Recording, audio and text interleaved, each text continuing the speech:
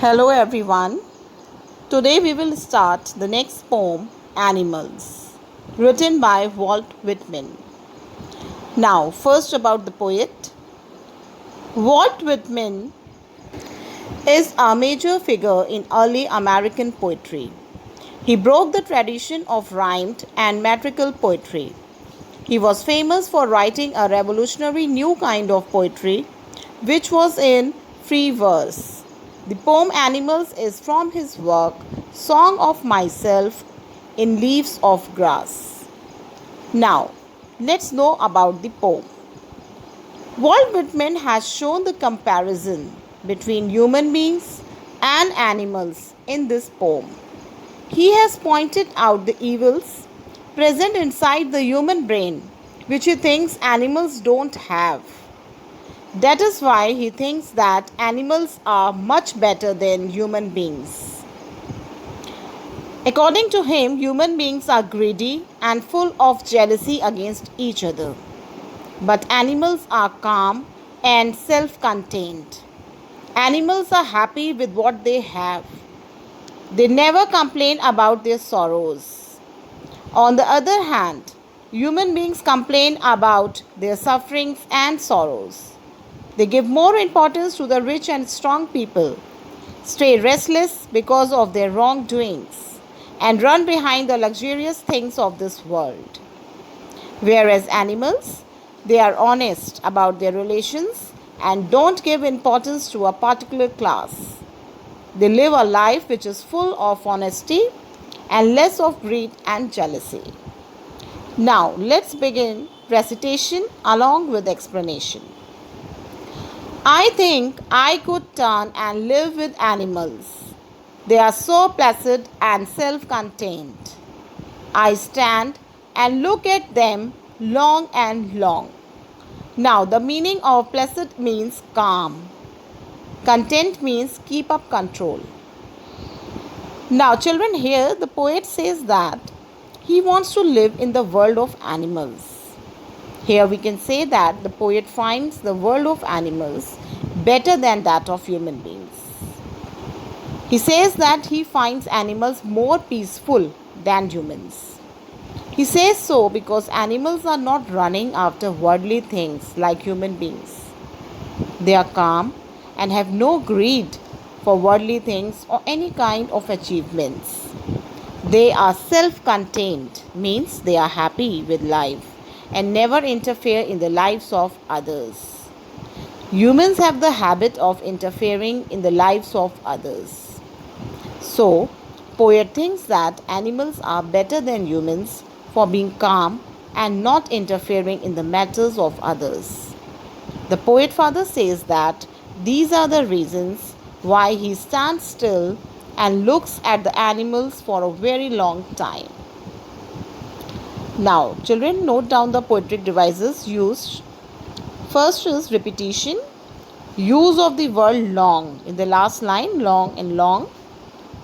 Then, second is anaphora, I, used at the start of two consecutive lines.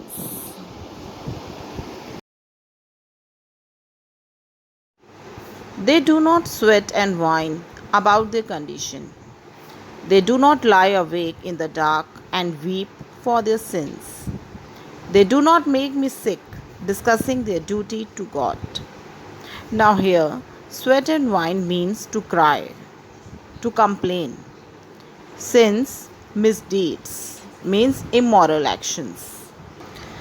Now, here, the poet is quite happy with the fact that animals do not make complaints and cry about their conditions like humans. They eat and sleep peacefully as they have nothing to worry about, while humans, because of their wrong actions, are unable to do so and thus cannot sleep without worrying about them. Humans, even after doing sins, talk about God and rightness, while animals are simple creatures and they do not need to worry about praying to God. The poet children here means that Since animals are so pure, they do not pray to God for forgiveness or ask God to fulfill their desires like humans. Now, children, note down the poetic devices. First is repetition. Same, they do not, repetition of the words. And then come to alliteration. They do not make me sick, mm, repetition of initial consonant sounds in the same line. Now, coming to the next.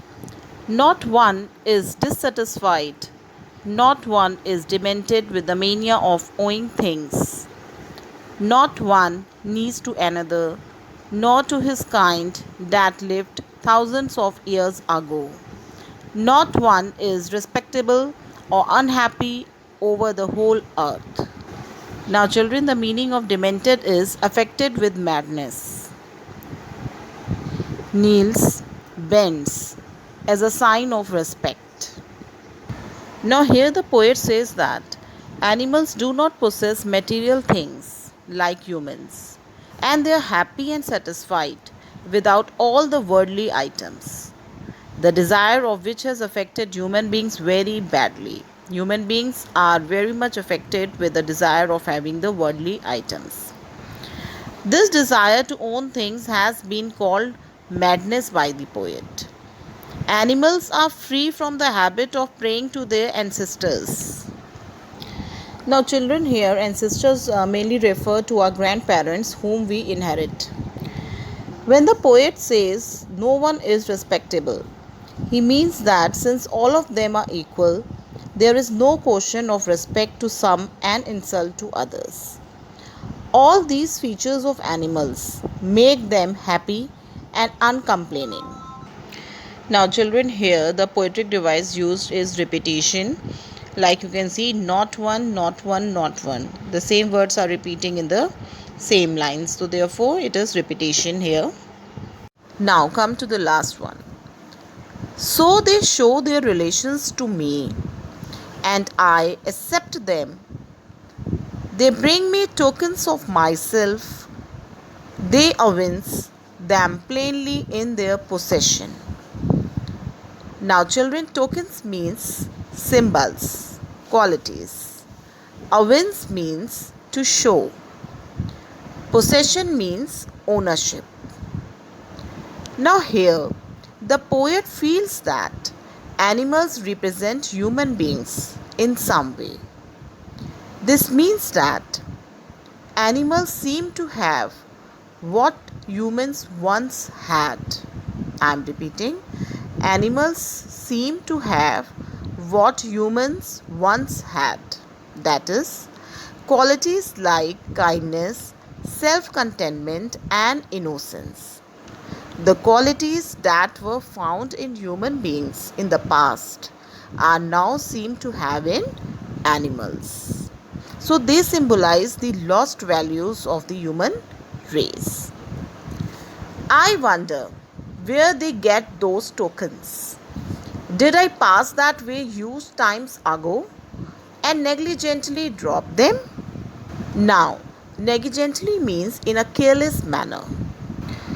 The poet believed that civilization has corrupted human beings, and instead of teaching values to them, it has taught them greed. The poet believes in this poem that humans dropped these virtues or qualities a long time ago and have forgotten them. Means that animals have carried forward the real qualities and characteristics which humans have forgotten. So this is here we have come to the end of the poem. I hope that you all have understood it. Now, children, in the last one, please note down the poetic devices. First one is, they bring me tokens of myself, they evince. It is metaphor here, as the inner qualities of humans are referred to as tokens. And in the last second line, I wonder where they get those tokens. So WW, it is a repetition of initial consonant sound, therefore it is alliteration. There is no rhyme scheme. The poem is in free verse.